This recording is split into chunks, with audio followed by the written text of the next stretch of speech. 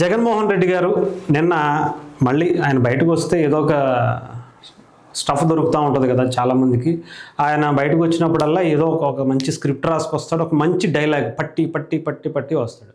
దాంట్లో బాగా పేలినటువంటి డైలాగు, రాజకీయంగా మరింత కామెడీని రాజేసినటువంటి డైలాగు. ఏంటి కామెడీ రాజేస్తున్నాడు అని అనుకుంటున్నారా? కామెడీ అంటున్నారని.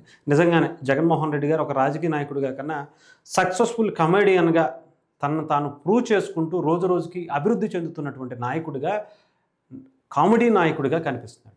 అలాంటిది నిన్న ఆయన బయటకు వచ్చి గతంలో చెప్పేగా ఒక డైలాగు, బలమైనటువంటి డైలాగు, బాగా పట్టి పట్టి నేర్చుకున్నటువంటి డైలాగ్ ఒకటి చెప్పారు. దాంట్లోనే పోలీసుల్ని గుడ్డలిప్పతీస్తా అని చెప్పినటువంటి డైలాగ్. ఇది బాగా ట్రెండ్ సెట్ చేస్తుంది, కామెడీ బాగా రాజేస్తుంది, బాగా పండిస్తుంది. దీనికి సంబంధించిన పోలీసులు కూడా ఆ కామెడీ యాక్టర్ని చాలా హుందాగానే వాళ్ళు కూడా వార్నింగ్ ఇచ్చినటువంటి పరిస్థితి. జగన్ క్షమాపణలు చెప్పాలి పోలీసు అధికారుల సంఘం. జగన్ వ్యాఖ్యలను పోలీసు అధికారుల సంఘం ఖండించింది. పోలీసులు బట్టలు ఓడదీసి నిలబెడతాననటం మంచి పని కాదు. పోలీసులు అధికారుల సంఘం రాష్ట్ర అధ్యక్షులు శ్రీనివాసరావు విమర్శించారు.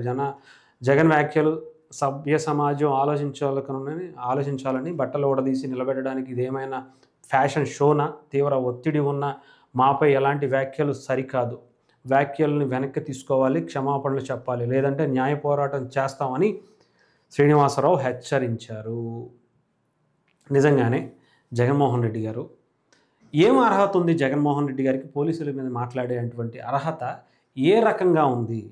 ఎందుకు అంటే వాళ్ళు ఏమన్నా ఆయన ఉద్యోగాలు ఆయన ఏమన్నా ఇప్పించాడేంటి? కాదుగా.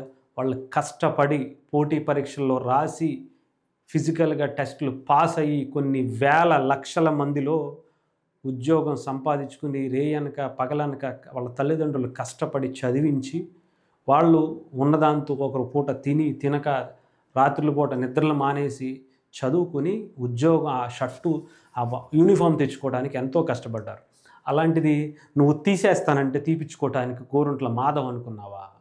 కాదు కదా. అంతే కదా. గోరుంట్ల మాధవ్ అయితే కాదుగా. నిన్ను అడ్డం పెట్టుకుని నువ్వు ఇచ్చినటువంటి అది ఏదో ఒక దొంగ బలాన్ని పక్కన పెట్టుకుని ఎంపీ అయిపోయి దేశవ్యాప్తంగా పోలీసుల పరువే తీసేశాడు. నిజంగా మాజీ అయిపోయాడు కాబట్టి బతుకుపోయాడు. కానీ లేదంటే ఎంపీగా నిజంగా నువ్వు బట్టలు ఓడదీయమంటే ఓడదీసి రోడ్డు మీద నుంచి ప్రపంచం మొత్తానికి చూపించినటువంటి వ్యక్తి గోరుంట్ల మాధవ్ అనుకున్నావా?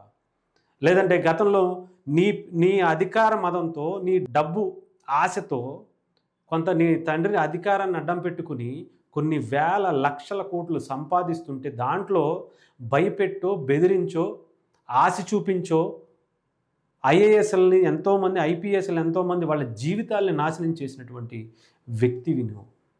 ఆలోచించుకోవాలి జగన్మోహన్ రెడ్డి గారు. మనం ఏదైనా మాట్లాడే ముందు మనం ఎంతమంది, మన చరిత్ర ఏంటి, మనం ఎంతమంది జీవితాలను నాశనం చేసేసాం.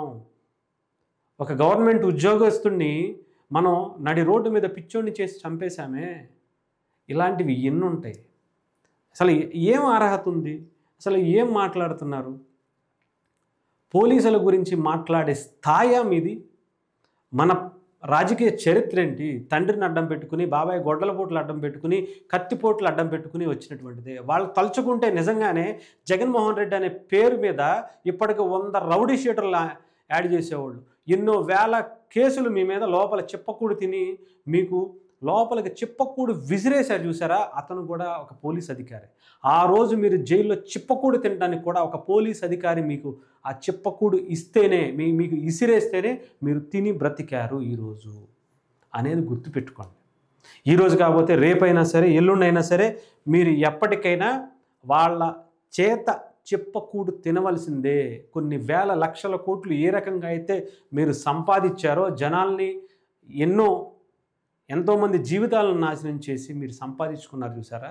ఆ సంపాదన వాళ్ళు గనక బయటికి తీసి మిమ్మల్ని లోపలేస్తే ఏమైపోతారో ఆలోచించుకోండి. మీలాంటి కొంతమంది స్వార్థపు రాజకీయ నాయకుల వల్ల వాళ్ళు భయపెట్టో, లేదంటే పరిస్థితులు అనుకూలించకో, నిజంగానే వాళ్ళు చేసేటువంటి నిజాయితీగా పనిచేసుకోవాలనుకునేటువంటి నాయకులు కూడా, పోలీస్ ఆఫీసర్స్ కానీ, గవర్నమెంట్ ఆఫీసర్స్ కానీ, మీలాంటి చెత్త చెప్పాలంటే ఇలాంటి రాజకీయ నాయకుల వల్ల వాళ్ళు ఏం చేయలేకపోతున్నారు. వాళ్ళు నిజంగా సిన్సియర్గా చేస్తే మీలాంటి రాజకీయ నాయకుడు అనే వాడే బయట జనాల్లో కాదు కదా, ఇంట్లో కూడా కూర్చోలేనటువంటి పరిస్థితికి వాళ్ళకి తీసుకొచ్చే సత్తా ఉన్నటువంటి వ్యక్తులు వాళ్ళు. కొంచెం అదుపులో పెట్టుకుని మాట్లాడితే మంచిది జగన్మోహన్ రెడ్డి గారు. అంతకు మించి మీకు చెప్పినా కూడా అనవసరం. ఎందుకంటే మీకు విలువలు లాంటి ఆలోచన కూడా లేనటువంటి వ్యక్తులు మీరు కాబట్టి. సో చూద్దాం జగన్మోహన్ రెడ్డి గారిలో మార్పు ఎందుకు వస్తలే కానీ, ఆయన ఏదో చిన్న డైలాగ్ పట్టుకొచ్చాడు. ఆ డైలాగ్ పేలింది అనుకున్నాడు, వెళ్ళిపోయాడు, అంతే అయిపోయింది. బెంగళూరు నుంచి వచ్చాడు, హెలికాప్టర్ దిగాడు, మళ్ళీ ఏదో ఒక డైలాగ్ వేసాడు, మళ్ళీ బెంగళూరు వెళ్ళిపోయి కూర్చున్నాడు.